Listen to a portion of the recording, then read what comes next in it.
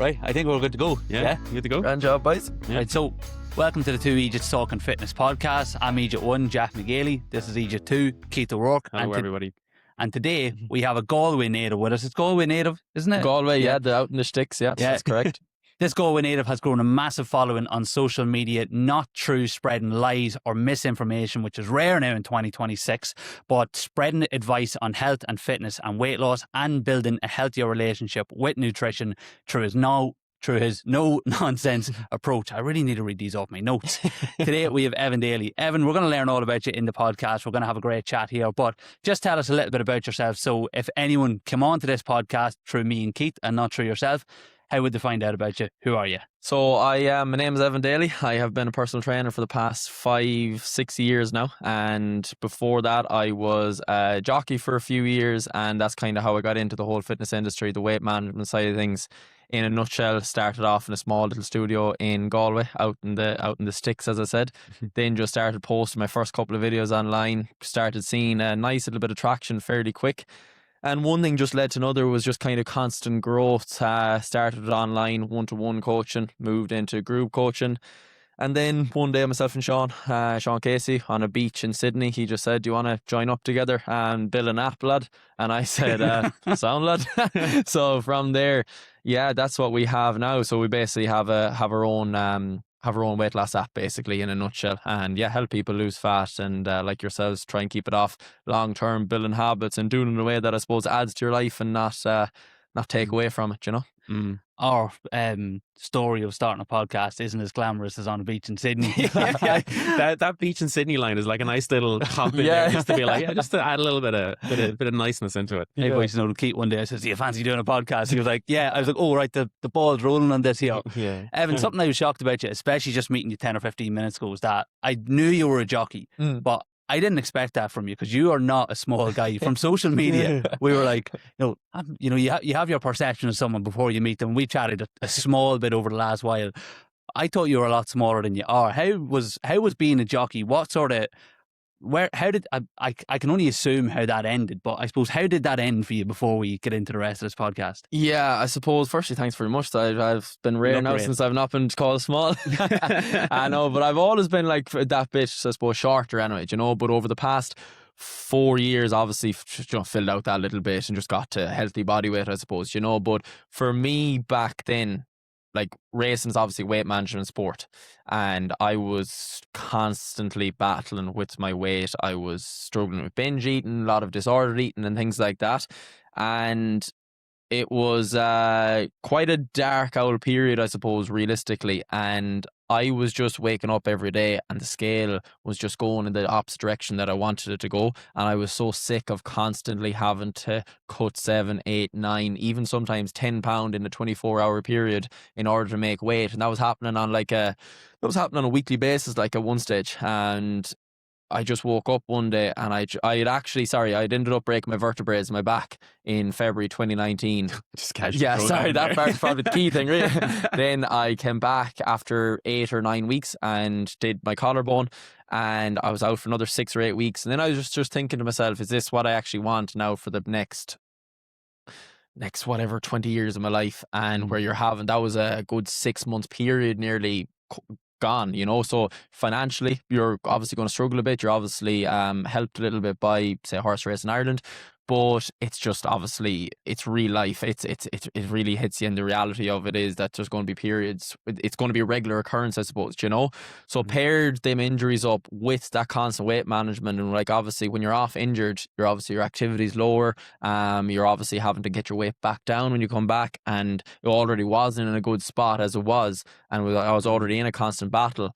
So one day I just decided, I said, you know what, this is it. So I rang Dad, I rang my say boss at the time, and I just said, you know what, lads, this isn't, I'm going to have to call it a day. And me saying that back then was like, stop, like, this lad's going to do it for the rest of his life, because it was a complete identity, you know. But it was just a case that my body weight had just, I was sick of struggling. And yeah, that's kind of how it got me into all this side of the thing, the nutrition and training side of things, you know. The jockeying side of things I always find just so interesting, because I've never met anyone else that was like a jockey before, but like never realize how much weight management comes into something like that. Like you think of like different sports where like, yeah, if you're a swimmer, if you're this or you're that, like you have to like really be on top of like your, you know, your physique, your body, all that kind of stuff. But being a jockey, it isn't one you think of like, geez, you have to be in like perfect shape to be a jockey. But like clearly, at least the weight management side of things is like really on top of you with it. Like them boys every day. You're having, it's the only weight management sport where it's like all year round and probably 3 to 5 times per week you're going to be racing, and you're having to do a weight every single one of them days. You have to weigh in. You have to weigh in. So every single race, ours will be allocated a certain weight, and you have to make that certain weight. So let's say if it's heavier, you will just have like a bigger saddle or a bit of lead or whatever. But if it's lighter, you have to go to the smallest amount. But then also you'll probably have to take water off your body as well, you know? So some boys are waking up. There was one day, for example, where I had woke up and everyone will have an agent where they'll book you your ride, say, and they will ring around and try and get you on, say, the best opportunities possible. And I got a call one day and said, Evan, could you do 9 stone 7 tomorrow? 9 stone 7 tomorrow. And I said, what is it? And it was it was my first ride for JP McManus at the time. So I was only a young lad now. I was like, do you know what? Yes, absolutely. Little did anyone else know that I woke up that morning, I was about 10 stone 2, 10 stone 3 on the scale, stripped. So that's where the sweating started. And I'll never, ever, ever, ever forget it. It was just, there were so many different ways of sweating. Went home running, sweatsuit on, evening stables, sweatsuit on, gym, sweatsuit on in the evening, sauna, hot bath, wake up in the morning, probably another 5 or 6 to take off, and you're driving down the road to Clarny with sweatsuits on and the heater's up and you're not even able, like you're shaking. Oh, it's the worst. But yeah, in a nutshell, it's they are constantly battling. It's the hardest, I think it's one of the hardest sports that there is, because every time, if you're hitting the deck then as well, if you're getting falls and your body is in that terrible state, your bone density is not good, like a lot of them wouldn't have a whole pile of muscle mass either, because the reality of it is some of them have big enough frames as it is, and muscle is weight in you know, obviously as on population level we want muscle mass, but being in that extreme state, that type of weight management sport, they have to be mindful as well, you know, if they are say 6'1", 6'2", which some of them can be, you know. So yeah, their bodies aren't in a prime state, but they're hard fit. But yeah, it's a constant battle. Yeah. So use the lads in the Lean app now and the sweatsuits all the time. There you go. Yeah, that's our strategy. Yeah. That's the secret. That's the secret. We even said our own. Yeah. Yeah, the clean logo sweatsuit. Yeah. Joking, by the way. Yeah. It's not an advertisement for it. It's crazy though, because that's like, even thinking about, you know, we talk about it in the fitness industry a lot in terms of like the swimmer's body illusion, where people come to you being like, hey, I want to look like this person online, and they pick like a high rocks athlete or they pick a swimmer or something like that, and they're like, I want to just like, if I want to look like a swimmer, so I need to start swimming. It's like, not necessarily. That person is good at swimming because they have the body that they have. They're tall, they're lean, and yes, they swim and they train for the whatnot, but like your average person, if they just start swimming, isn't going to look like a swimmer, you 100%. know? So it's interesting when you think about it I find it like from that perspective, like people wanting to look like a certain thing, whereas with horse racing, it's not about looking in any kind of way. It's just literally making the weight whatever means possible. There's no physique goal with racing. It's like, because you could have, it's actually quite interesting. Like if you went into a weigh room, the different body compositions that you see it's actually funny, to be honest, because everyone would think that they're all like really, really lean, but you could have lads that will be carrying a good bit of, like, maybe carrying a little bit of extra body fat, but they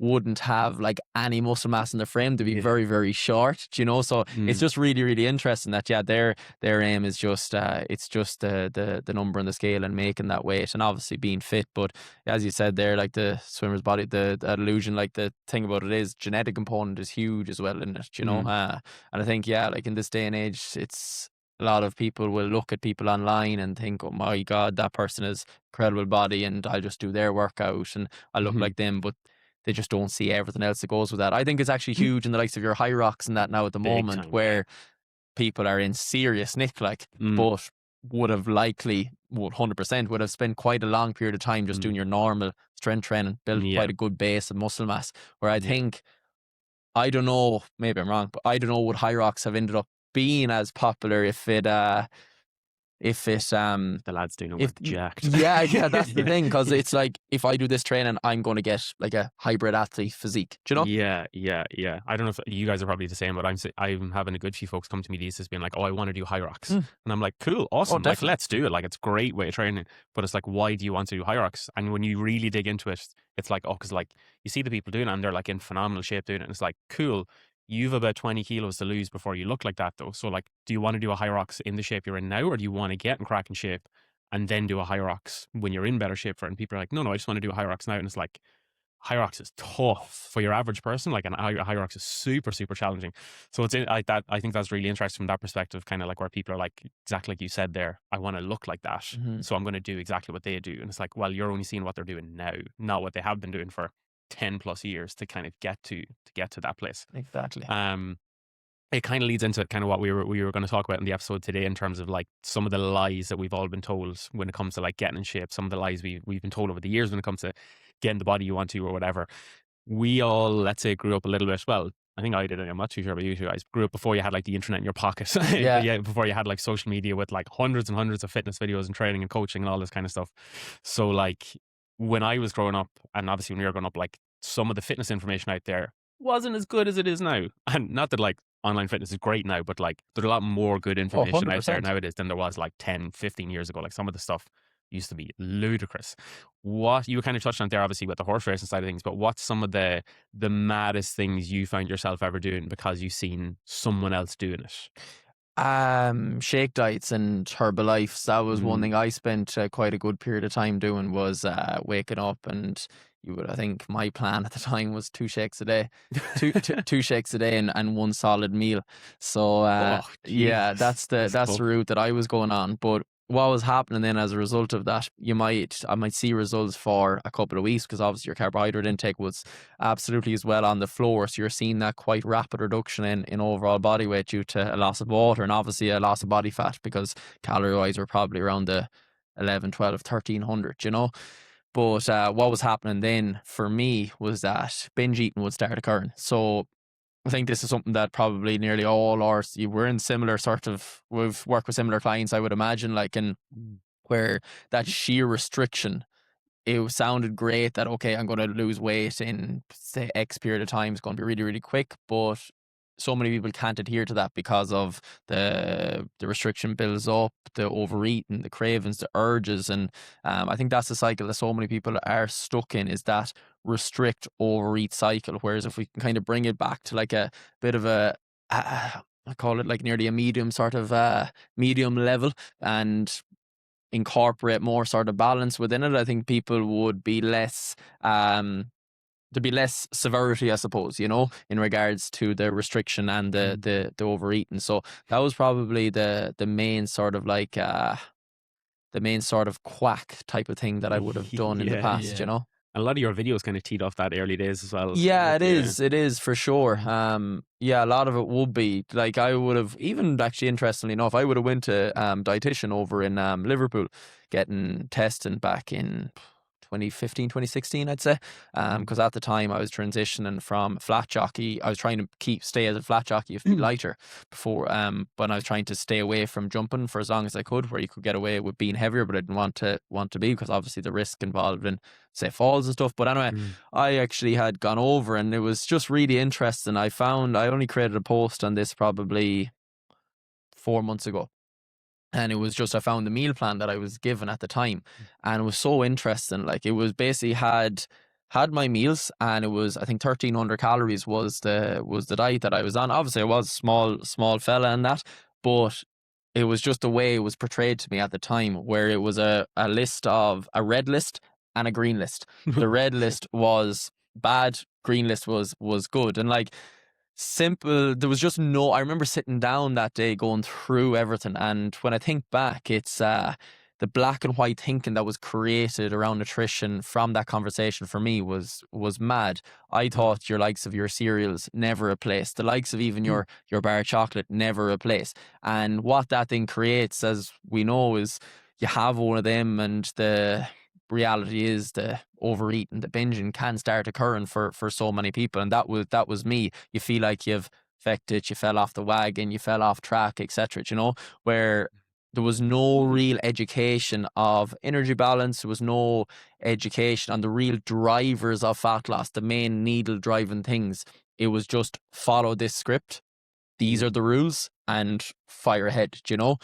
Where where Just knocking those weights hard. Clip just that. no education. And I think that's probably why I'm so big on like the understanding piece now, because I think if someone can't really deeply understand the process, but in a nice simple way, it's hard for them to adapt it to their own lifestyle. It's hard for them to as well trust in the process and have clarity too, you know.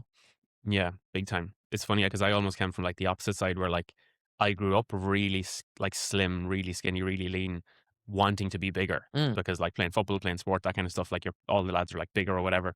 And it was almost the opposite of like, well, I just need to eat everything. I just need to eat as much as possible. So you were having like weight loss, let's say the weight loss shakes or whatever, whereas I was having like the mass gainer shakes, drinking like 2,000 calories a day, being like, class, that's me done for the day. It's like, you still need to eat food, like, you know, so you're still on like the smoothies or whatever, but just the opposite direction of them and still not getting bigger, being like, why am I still not getting bigger? Because you didn't understand the drivers of it, Big that time. you just simply weren't actually eating enough calories, really. And Yeah, you could you're have just just like- got majority through food. Big time. Yeah, you're just like, oh, just drink these smoothies and you're grand, you're going to be massive. It's like, no, it's just literally the simple understanding of being like, how much you need, whatever the goal is, Yeah.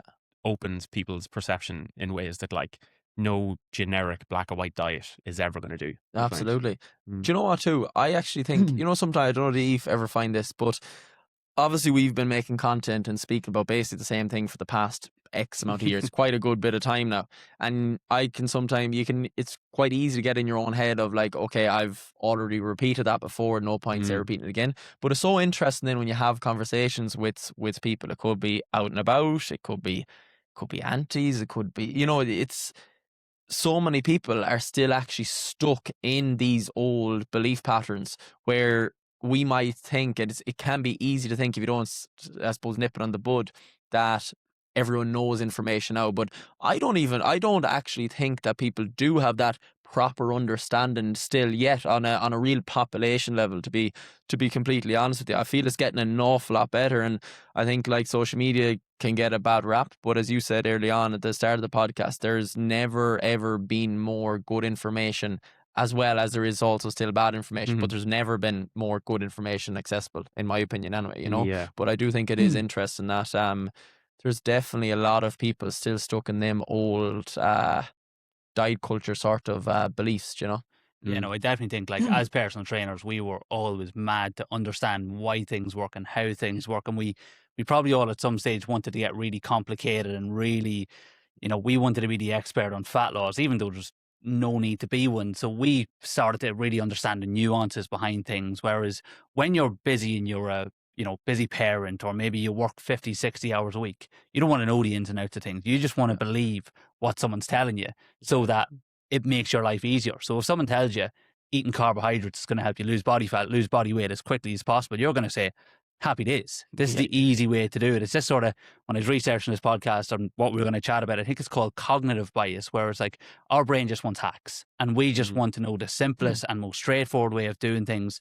And we know here, we could sit and chat for 15 minutes about how including carbohydrates is great in your diet. But someone else just wants to know how to lose weight quickly. So they want to know, you know, right, so if I cut out carbohydrates, I'll lose weight. Correct. Yeah, that's saying I've got so many other things to worry about. Yeah. And that's where the sort of nuance is great for us to understand. But that's why we try to just repeat the same message over and over again, because, and I suppose this is going to lead into my next question, is that we've all found someone at a time where we needed them. Like for me, I've got two names on my sheet here of two particular influencers or personal trainers or whatever we want to call them.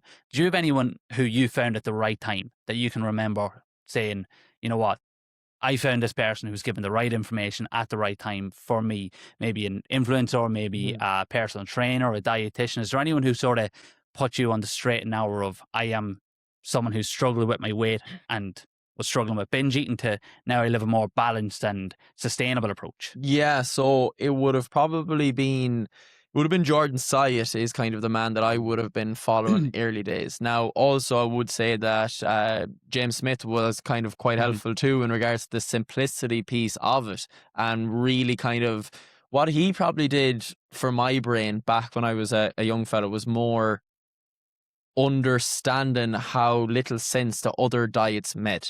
And that was probably the biggest thing. But then that little bit more deeper psychological piece, not that he goes crazy into it, but Jordan Side I thought was really good in regards to his actual coaching style, the mindset element and the, I suppose, empathetic, compassionate type approach that he takes. And obviously he spoke a lot about binge eating and things like that as well. That's kind of his area that he does lean into quite a good bit, and getting stronger, getting bigger, fueling yourself. And that was kind of the transition. It was them two people that would come to mind. And then obviously over time you have the likes of your Lane Nortons and things like that will pop up. But when you get a bit deeper into it. Yeah, deeper into it, exactly. But yeah, would have definitely been my coaching style.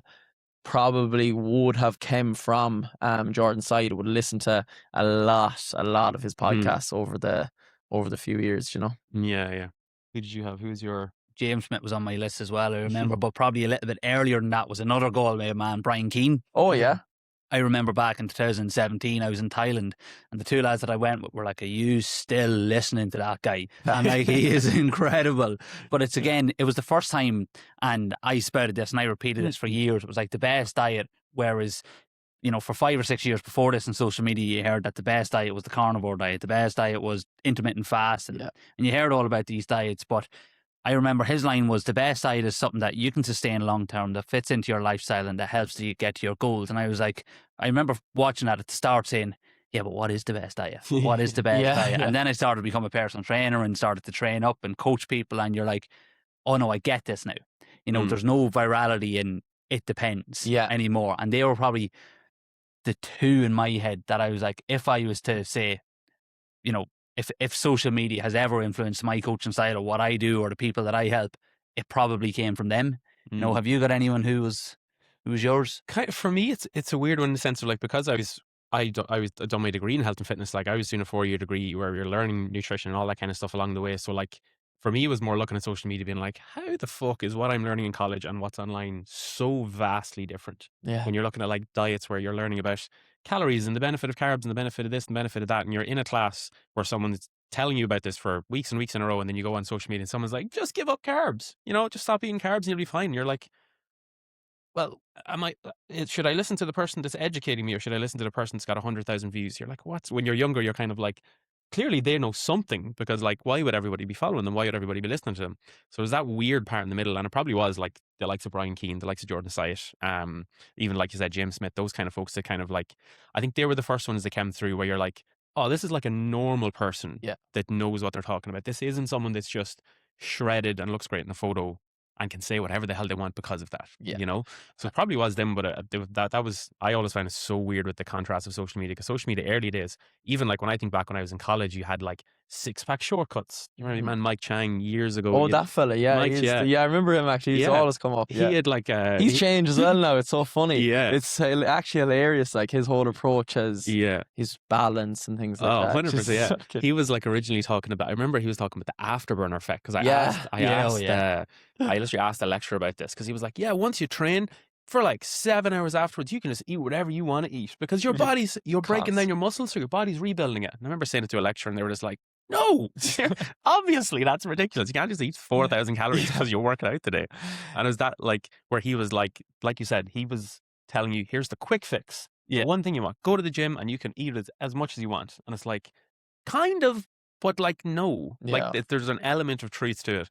And that element of truth, I think, is, like we said last week, the element of truth is what make people believe, like, or even us be like, he's not entirely wrong, but he's wrong enough that it's an issue. Yeah, it's the absolutes, isn't it? When people speak in absolutes, that's where it's quite a red flag. And like, there's so many different. There's a lot of people that will do certain diets and it would be harmful, but there's another person could be following that same diet, but with good intention behind it. Do you know? Like, it's let's just take a very simple thing like intermittent fasting, for example. Not harmful at all as such, really, but it's just a case of what's your intention behind it. If that works for someone, and they understand the whole energy balance, and they feel that it works for them, and they're in a good old spot, that's fine. But then if you have someone doing it because they feel they have to do that in order to lose weight, that's when that same behavior, that same diet becomes harmful then, do you know? So I think it's all Yeah. about, it's the speaking in absolutes. That's the thing to watch out for, isn't it? Yeah, yeah. And I find as well with like, I don't know how you guys find it, but even with clients where like let's say you're 4 months into working with someone, you're 3 months into working with someone, you're in a really good place where they're losing like half a kilo a week. It's very steady. Everything's moving the way you want to. And then they'll turn around in a check and be like, come here, I've seen someone online doing intermittent fasting and they're losing like a kilo a week. So I think I'm going to try that. And you're like, what we're doing is working. And it's like, Yeah. that's the harmful thing of social media, where like you can do as much as you want to educate, but if people, and this is no harm to anybody scrolling, because we all do it and you Of all see course. videos and you're like, oh, I wonder would that work? And that's why I think working with a coach is so helpful, because the coach can be like, okay, here's why it might, and here's why it's working for them, but here's why in your situation it's probably not the most useful thing to do, because it's still, 100%. those things still get people Of all course. the time. I would even use the example, I even find myself in certain industries where I don't have a lot of, say, knowledge on, almost falling for it, you know? So, for example, like, let's just say me being, say, off injured with my knee, I kind of caught myself being like, right, what is going to be kind of the quickest way to get back here? And I kind of just lost myself for a minute in regards to, right, there's no one thing that's going to do this here. Steroids. You know, no one thing is Straight going to in. do Yeah. this here. Like, we need to just work on load management, work on proper rehab as a whole. Let time do its thing. But I think when you're in the pain itself, whether that is someone who is struggling with their weight, or in that case an injury, you want the fix. You want to just get the best possible approach that you can find. And a lot of people just simply don't. A lot of people, it's nearly shiny object syndrome too. I think that's probably quite a big one that comes into it, where everything sounds better than it actually is, you know? Yeah. So. Yeah. Big time. Big time. And you were kind of touching on it there, but like we talked about some of the crazy things we all, let's say, done early days in our fitness career or whatnot, or fitness career, just when you're training early days or whatnot, or some of the mad stuff we used to see. What do you see as some of the things that are out there nowadays that are maybe still some of like the biggest, I don't want to say the biggest scams, but the biggest thing that like people should be cautious of, or like some of the lies that are out there nowadays where you're like, oh, we're still talking about this? Is the ultra processed food and the avoiding and the sheer fear mongering over ultra processed food. And I actually think it's causing a lot more harm than good, to be completely honest. Where I do feel some people might have good intentions around it, but I also feel that there's some people that know that it is it's getting a lot of traction. It sounds, again, it's that shiny object piece where it's easy portray the message. And I suppose we've all been brought up in a way where, no, the biscuits, the sweets, the chocolate, you can't have that. Everything has to be, say, whole, etc. And I think that's kind of coming back in a little bit now, and I don't think it's necessarily helping people. I think it's keeping people stuck in that cycle again of yo-yoing, where obviously every single one of us would agree the fact that, of course, we want to try and eat mainly whole, nutrient-dense foods, but that doesn't mean that there isn't time and place for more convenience. Whether that's more convenience in actually getting good quality nutrition into you, or more convenience for the fucking soul, do you know? Whether it is a bar of chocolate, you know? Because like, even things like high-protein yogurt, for example, people will pick that up off the shelf now and be like, you can't eat it, this has X number of ingredients. And they'll start listing out the ingredients in it, them not having a clue what them ingredients are.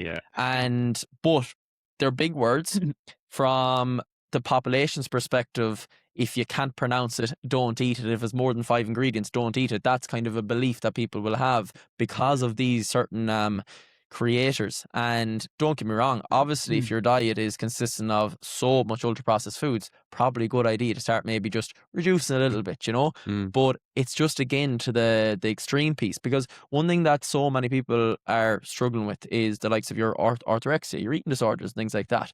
And this message is not helping in any way, shape, or form. Because again, I then it's probably from personal experience as well, in a way, you know, where again, it was just in the past that binge eating, and a lot of it was triggered from the feelings of guilt and shame after having your X type of food, whether it is the bit of ice cream, the bar of chocolate, or whatnot, you know.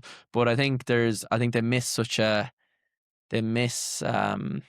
key part of it, where even from a financial perspective, there's such a lot of processed foods can be really, really helpful, you know, to get quality nutrition, whether it is more protein, more fiber. And there's absolutely a time and place. Yeah, So big time. And like you said, I think when you have people that are already struggling with whether it's an eating disorder or just struggling with the fact that like, oh, this is good food, this is bad food, and if people are just putting more and more food into the bad pile that you can't eat, you're just reducing what they can have. And then, yeah, like you said, whether it's that there's not much available for people trying to eat healthy and they feel terrible if they eat anything bad, or they just can't afford, which is a reality. Like Yeah. healthy food, like my shopping bill goes through the roof when I'm getting like way more healthy food. You Yeah. know, it is. And people out there can be like, oh, you just have to look for it, and like you can, but like for your average parent that's going buying the shopping on the weekend for a family, just trying to get the family fed well and healthy, like if they're trying to eat 100% whole foods and stuff, it's so much more expensive. It's so much harder to find it. absolutely. You know, so having that balance in there can make your life, like I said, so much more convenient to still stay healthy. Mhm. You know,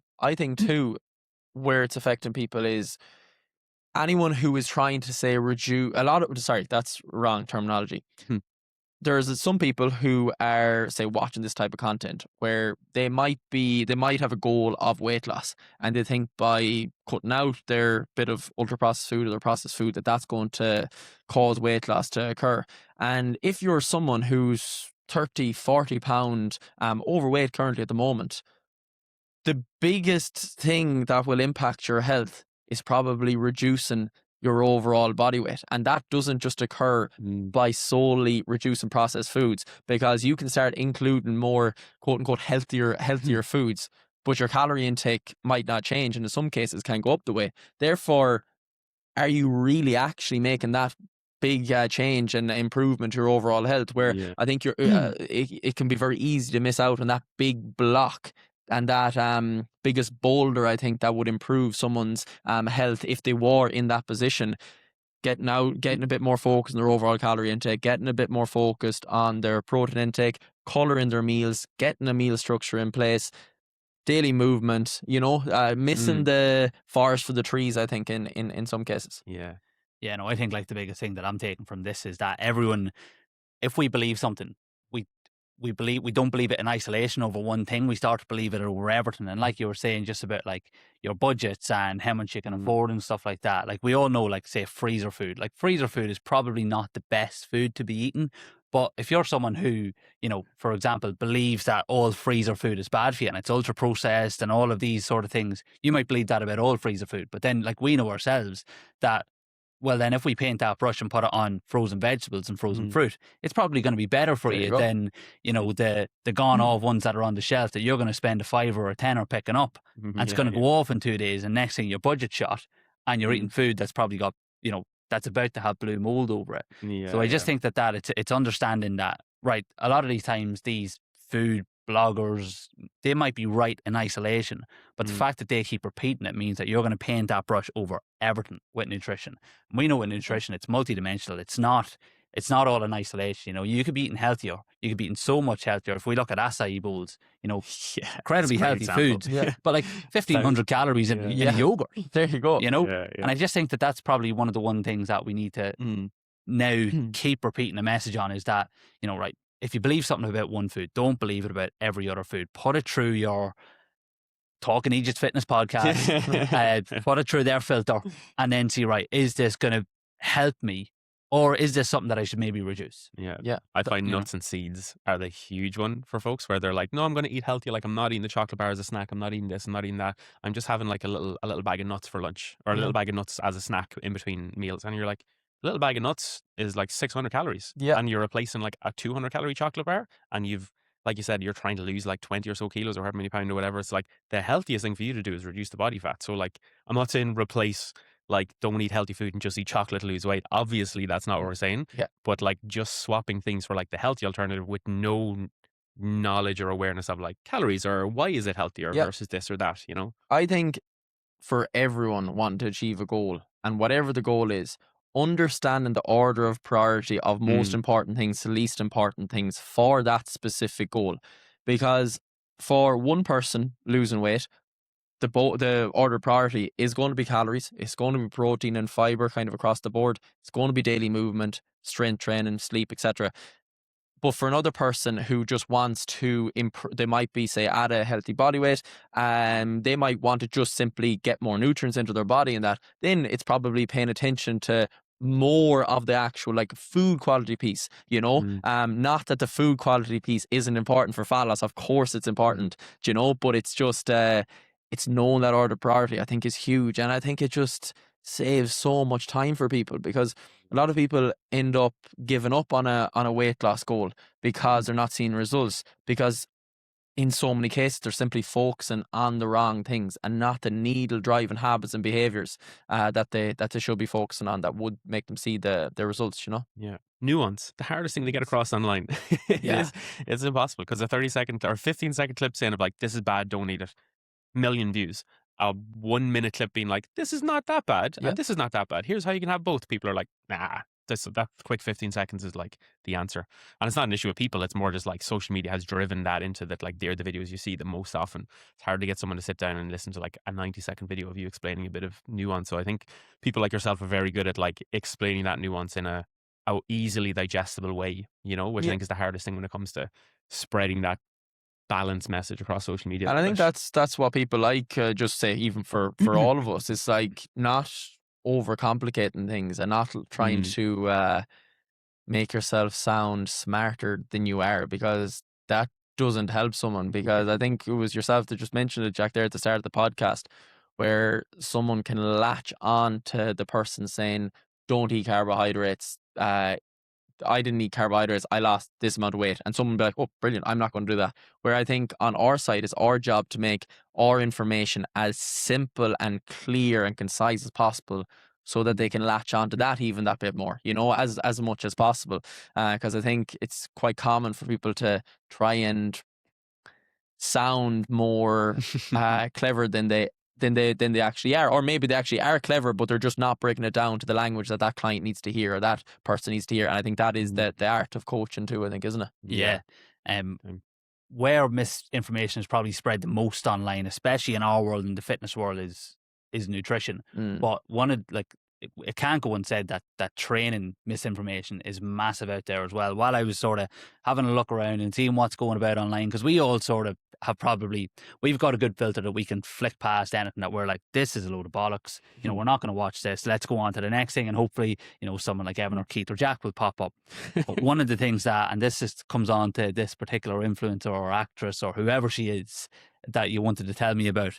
I believe you didn't even know who she was. No, but one of the things that I see now, I don't know if this has anything got to do with it, but when I was flicking through and looking for a bit of misinformation online at the moment, one of the things that I found was, I'm trying to remember, I think it was called a Pilates instructor's body workout. So if you want to have the body of a Pilates instructor, do this. And sure, I was looking at this going, my just assumption was going to be, they're going to be doing some form of Pilates in this. Now, I don't know a whole lot about Pilates, but the woman was doing a workout. I was like, yeah, that's called a full body strength session. Yeah, I was like, but like how Nuance has also changed on that there to obviously sell something. I don't know if that has anything to do with this. Well, no, I was just talking about it. I was talking about the Gwyneth Paltrow thing. I don't know if you've seen the video of Gwyneth Paltrow recently. She's an actress, and it's nothing really to do with what we're talking about now. But when I said it to him about Gwyneth Paltrow, anyone that's watching this that knows Gwyneth Paltrow, she's doing like she's got like an ad video for like these apartments over in Israel. I'm not going to get into it. It's not for this video, but like the video is so like, just you're watching it being like, this is a celebrity that has no understanding of what's going on in the world at all, and it's just like taking a bunch of money for a video, whatever. But it just got me thinking about those celebrity videos where like celebrities sometimes just say the craziest shit in the video because they're getting paid a bunch of money and they haven't got a notion what they're talking about. Like Gwyneth Paltrow is awful for it. She's selling like other things like female health stuff where you're like, that is not in any way, shape or form healthy. So yeah, I think even social media, never mind social media, I think like celebrity culture from a sales perspective can be so, it's the wildest of the Wild West out there, I find. Because like, I think with influencers and health and fitness people, you just get called out for it the whole time. Whereas celebrities, they're too big to be called out. Yeah, that's it. We can all make videos on them, but like no one cares. No one cares. Yeah, no one cares. Yeah, that's it. It's like your celebrities, they've such a cult following, I suppose, you know, and anything that they say. And if there's any bit of evidence that they can even pretend or in somewhat show that, oh, this did this for me, and it's all the way you wrap it up, isn't it? It's just the way you wrap it up is like the Pilates thing. It's like a glorified workout. But Yeah. it's just the way it's wrapped up. It's Yeah. so funny, like. Yeah, I'm definitely one of those people. It's like, hey, whatever way you can get people exercising and training, without a taking care of doubt. yourself, Yeah. great. But like doing it in a way that people are like, I'm doing like a Pilates instructor training session. You're like, you're just doing a way that's good that you're doing it. Yeah, But yeah. like, if you knew that it was just a normal weight session, that would also be more beneficial for you. I think from a mental health perspective and everything as well, that you know why you're doing what you're doing. You're not just doing it because it's like following a diet that like, yeah, that diet works, but you've no idea why it works. So it's like it's 50% helpful, but it's not covering all the bases that it could be, because that person's probably making more money out of selling it whatever way they're selling it to you. Exactly. It's like, even say, for example, spin classes. Absolutely brilliant if someone enjoys going to a spin class and they know that it's just, say, improving their overall cardiovascular health and just social interaction. Absolutely brilliant. But then a lot of the time people will be doing that solely for a weight loss. From the weight loss perspective, and it's the same goes Sweating for the fat out. yeah, that's it, like, but it's again, it's always just your intention behind things, and any movement is brilliant, but it's just a case of doing things for the right reasons and understanding that, and when you do, I don't think it's harmful really as such. Yeah. Yeah, no, like one of the things just about spin as well is that I know a couple of people who go to spin classes every day of the week, and I'd say about half of them do it so that they can go and get a takeaway after and just, but that's fine, because I'm like, right, what's your goal? And it's like, I want to be a bit healthier, right? Whatever about the fat and the takeaway, we'll not talk about that, but it's like, right, yeah, you're doing spin classes and you are getting healthier in a way doing that. That's great. And then there's the other side who are trying to lose weight and getting a takeaway after it. And it's like, right, maybe that's not going to balance out in the right way. Yeah. When I mentioned this influencer, I really thought this was going to be something about fitness. I didn't realize she was selling houses in Israel. I thought we're segmenting into this point. Great. When I was clicking on Instagram, I did see that it was something to do with Israel. I was like, this is not what he's talking about. Not a chat. But what we spoke I just find it hilarious that you didn't know who Gwyneth Paltrow was, which is I don't crazy. either. I'm No sorry. idea. No idea. Jesus, lads, you're too young. This is something great. I was slagging Keith about last week, was at his age that I picked, an older guy to do the podcast with. I don't even know how old you are. How I'm old are only you? 32. What You'd are reckon you? I was old and grey, like. Yeah. Well, I'm 28, so you're a full World Cup older than me. yeah. Evan, how old are you? The better 26. Yeah, 26. 26, yeah. Yeah. 27. Yeah, 26. I was around for the better World Cup. Only a gossin. Back in the day. Yeah, you can remember them. I can remember them, yeah. I'm not watching replays of them.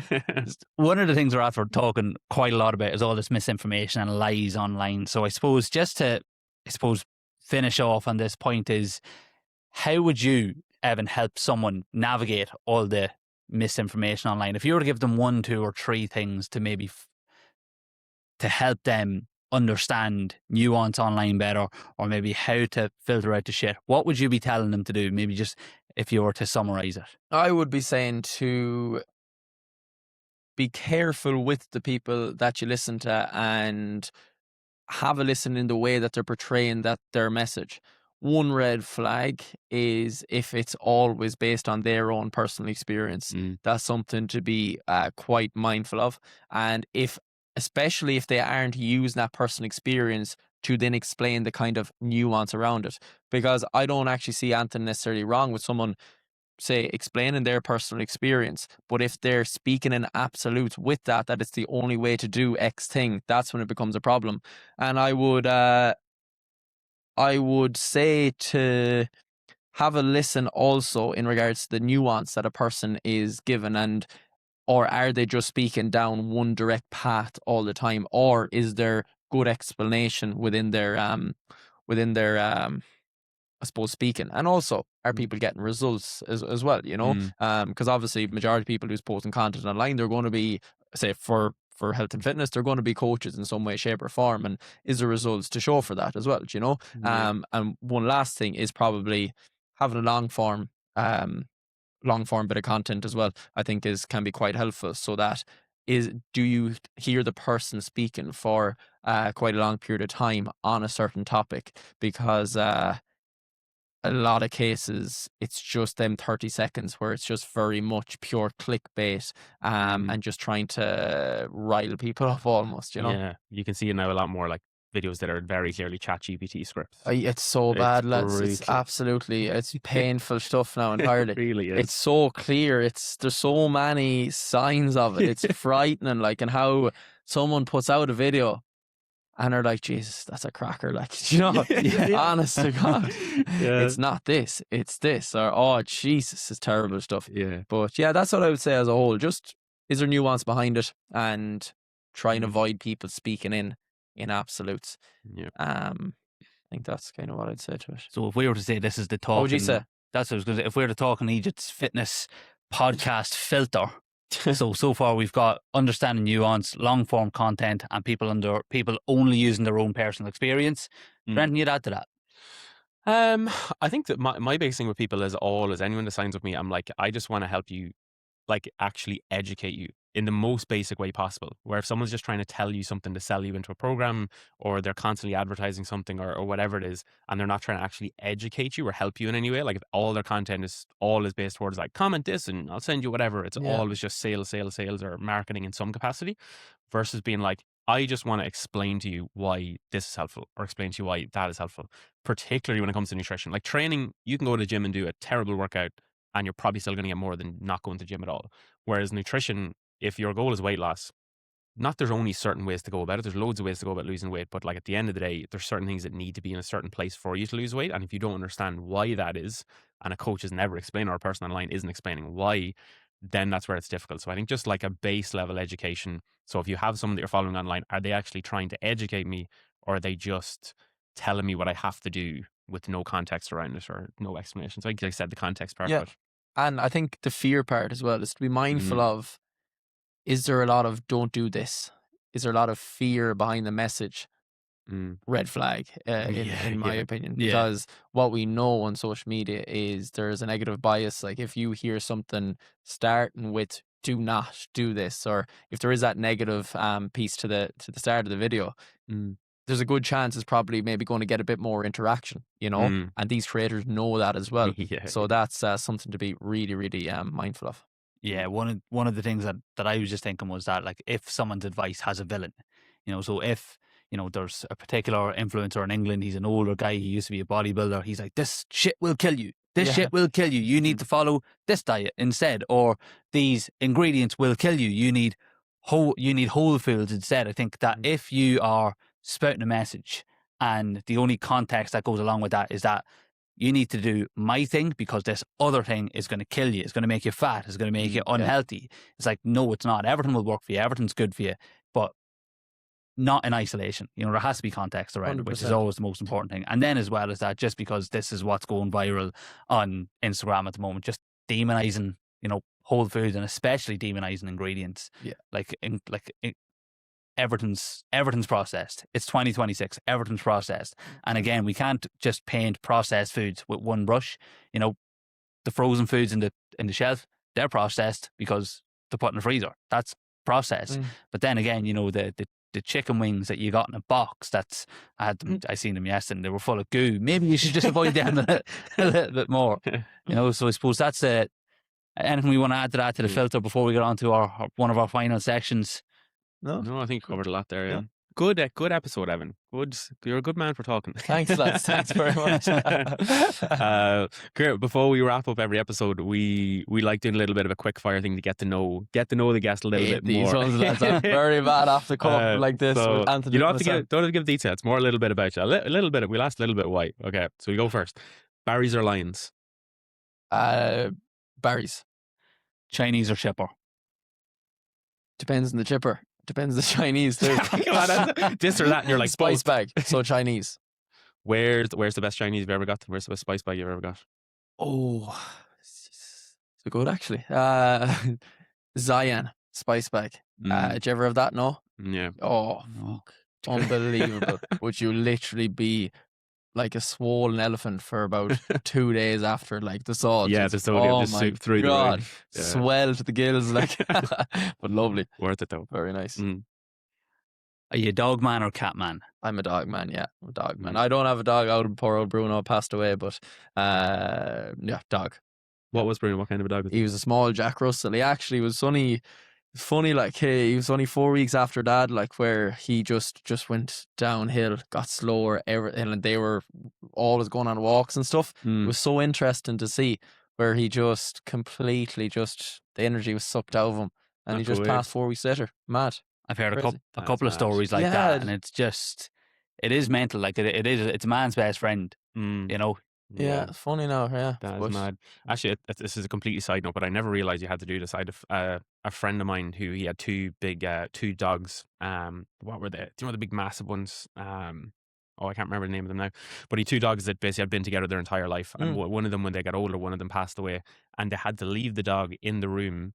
Like, he kind of covered it in a little bit of a blanket, had to leave the dog there for like 24, 48 hours. So the other dog realized they've passed away. oh my Because god! if not, if they'd taken the dog away, then the other dog would be like, "Where's my Left. partner?" And they'd be running around. They'd go running, trying to find him and stuff. So I just thought that was a mad thing. Where like he was just like, yeah, because the dog was massive. He was like, the dog was just lying in the corner of the room for like yeah. a day or 2 days afterwards. So the other dog realized that it had passed away. Oh, they're unreal. I Crazy. love dogs. In fairness, they're Yeah. class. Yeah. Yeah. 2 Jack Russells. Well, Mama's 2 Jack Russells. They're nuts. Oh, Yeah. pure little Yeah. tyrants, like, aren't they? Yeah. You'll always love your first one. Yeah, You know, we've 2, a mom and a son. So like you love them. But then if anyone asks, would you get a Jack Russell again? You're like, not a chance. Yeah. I love them. Yeah. The ones that I have. Yeah. Yeah. Beach holiday or city break? Oh. Beach holiday. Yeah, I beach holiday. Lived over. Do you know what? I lived over in Sydney for 2 years. Like, Mm. I thought that was class because you're literally more or less living on the beach 5 minutes away from it, but 15 minutes in is probably one of the best cities in the world. Like, Mm. so I thought that was class, having that balance, which is quite rare in a way, I feel. Yeah. That was something else. But like, say I was in Marbella last week. That was Mm. really nice. Where I just depends on the mood. I like getting a bit of mixture. Like, you know, went to Vancouver there for a city break in March. I was kind of working away out there anyway as well. But yeah, I wasn't gone on that really. It was yeah. I'm not a huge sightseer. Like, Yeah, you know? yeah. You better whip the shirt off and walk down the beach. Yeah, yeah. I like a bit of heat. Like, yeah. Yeah, I getcha. This man opened a monster company on a beach in Sydney. He was going to say anything else. Guinness, Smithwick's, Murphy's, or Beamish? What's your? Are you a stout man at all? I'm not at all. I hate No? them. Like, No, you hate them, really? I can't stomach it at all. I'm very much a simple man. Like, I'll be Corona, Bulmers, or vodka. Do you know? That's kind of the way I'm just could never warm to them. Like, could never warm to them. Yeah, they take a bit of getting used to when you've never Everyone had says before. that, but I've just never got used to them. Do you know what I mean? Never It's given like, the time. Yeah, it's like dying to get 4 pints into you, and you're just, it's not happening. Like, I'd rather drink something I enjoy, do you know? That's fair. Yeah. It's the best if you're going for 3 pints because you don't want more. Yeah, I know. There's no better drink in the winter. When the winter by a fireplace, a pint of stout. Yeah. I'd love to Really love old it. pub, Do you know what I mean? The visual of it looks class Yeah. beside a fire, but it's just never been something that's Never got there for you. Yeah, I'm a bit like that with wine. I'd love to love wine, but Love I just, wine as well. I just don't like it. I like Graham Norton white wine, but that's about What a that's about it. random choice of wine. to Great. like. Yeah, I was told that that's the one to try, and I've tried that, and I liked it. I think I drank a full bottle of it on Christmas Day, and that was the only time I've ever drank wine. Okay. I was bananas, but It that's- goes the head, doesn't it? yeah, straight away, Goes yeah. the head. And then I've tried red wine like maybe a couple of times at weddings and stuff, and no, it's Yeah. not for me. Yeah, It- no. This is one you're going to have to think deep about. Now, this is Keith's question. Would you rather fight one horse-sized chicken or 100 chicken-sized horses? 1 second now. One horse-sized chicken. You're a man with a horse experience as well, so like you know the danger of a horse. You know. So a horse-sized chicken, or how many? 100 100. What are they? chicken-sized horses. Sorry, I'm trying to wrap that in my head. Horse-sized one horse-sized chicken. Yeah. So a chicken the size of a horse, A chicken the size of a horse. or 100 horses the size of a chicken. Okay, yeah. Sorry, took a minute. Just trying to get the visual together. I'd go the one. A giant chicken. A giant chicken, I think. Yeah. Right. What are we? Can you have anything in your hand? Like, No, just you. Like standard size football pitch. You're fighting a giant chicken. I would rather just try and take on the one rather than have 100 of them yokes coming at me. Yeah. Yes. Are you a morning or an evening training person? I very much. It depends. It actually depends. I vary it a bit, to be honest. I kind of actually like nearly a little bit of a mixture. Might do a couple of mornings and then I'd have a couple of evenings. I like breaking it up. I don't like being in a fixed routine all the time. I like having a routine, but the routine to be a flexed routine, if you get me. Do you know? So start of the week it might be mornings, then I'll go evenings in because I might get a couple of walks in for the rest. You know, I like to change it up. Like, Yeah. Very balanced approach There you go. to everything in life. It's a joy to when you're being self-employed. Yeah, which You is know, ridiculous. trainer, Like, which yeah, is yeah, yeah. Yeah. It's So, like, oh, I have to go privileged that way now, in fairness. I have to go to work today. What do you have to do? I have to film my bicep curls. You Yeah. know, it's for the I story. don't think you do any coaching at all. The way you talk about your job. my clients know the crack. They know the crack. What's your favourite county in Ireland, but you're not allowed to say your own? Favorite county. I like Kerry. Kerry's a cool old spot. I love the likes of Clarny and Dingle and that. Great pints of Guinness down there. Yeah, Just yeah, saying. yeah. It's true, actually. Yeah. No, I'd say Kerry. Yeah, cool old spot. And we kind of covered the other one already. We were going to say one piece of advice you'd give to someone starting their journey right now. Kind of covered it above, but is there any one thing if someone is starting their journey right now you'd say? I would say to meet yourself where you're at, accept imperfection along the way, and understand there is no track or there is no wagon. It's all part of the track. Look at this. That's a good I answer. wasn't even prepared. That's That was a good just answer. off the cuff. He's probably going to ask that question 100 times. I was really hoping for our coaching businesses he wasn't going to say join clean. yeah. Join the No. Didn't press record on the cameras. Evan, we're going to tag you all over our social medias and stuff like that. But 100%. if you want to give a bit of a plug, hopefully this podcast turns out to be absolutely massive. You have an opportunity now. Where do we find you? 100%. No, Evan Daly _Daily Fitness. And yeah, that's basically it. Instagram, TikTok, and wherever. The whole lot of them. Yeah. Happy days. So this was the Two Eejits Talking Fitness podcast. We've thoroughly enjoyed recording these pilot episodes, especially when we have someone as sound as Evan come on board, and his insights and his answers have been absolutely top class. Please make sure that wherever you're seeing this, you hit subscribe, you like it, you share it to your stories. We want to get this everywhere. Make sure you follow myself at Jack McGailey, at Keith O'Rourke, Evan Daly, and yeah, catch you in the next episode. Lovely stuff. Thanks very much, Unreal. guys. Whatever episode number it is. Haven't decided on that yet. Haven't decided yet. Whatever order they're going out in. Yeah. Lovely stuff, boys. Thanks, Happy bud. days. Not Job a bother. done. Thanks Yeah, yourselves great having you for on. asking me on, boys.